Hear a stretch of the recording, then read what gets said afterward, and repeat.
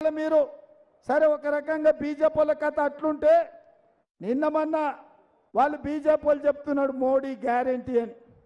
Modi గ్యారెంటీకి warranty అయిపోయిందిరా నాయన, ఇక వారంటీ లేదు, వారంటీ ఖతం అయిపోయింది మోడీ గ్యారెంటీకి. ఎందుకంటే సంవత్సరానికి 2 కోట్ల ఉద్యోగాలు ఇస్తా అన్నాడు, 10 ఏళ్లలో 20 కోట్ల ఉద్యోగాలు ఇవ్వాలి, కానీ ఒక్క ఉద్యోగం కూడా ఇవ్వలే. ఇవాళ ప్రపంచంలోనే అత్యధికంగా నిరుద్యోగ సమస్య ఉన్నది భారతదేశంలోనే.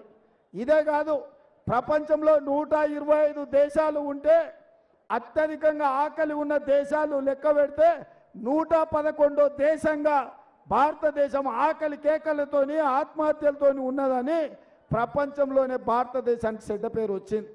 మనం కాదు, పక్కలున్న పాకిస్తాన్ బంగ్లాదేశ్ కూడా మనకంటే మంచిగా ఉన్నాయి, మన దేశంలోనే ఆకలి ఎక్కువ ఉన్నదని మొన్ననే లెక్కలు తేలినాయి.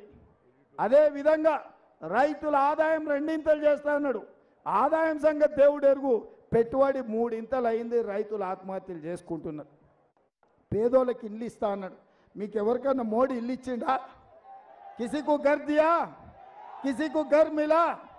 కానీ ఆ రోజు కాంగ్రెస్ ఉన్నప్పుడు రాజీవ్ స్వగృహ మీద పేదవాళ్లకు వేలాది మందికి ఇండ్లు కట్టించి పేదలకు ఇండ్లు లేనోళ్ళకి ఇండ్లు ఇచ్చిన చరిత్ర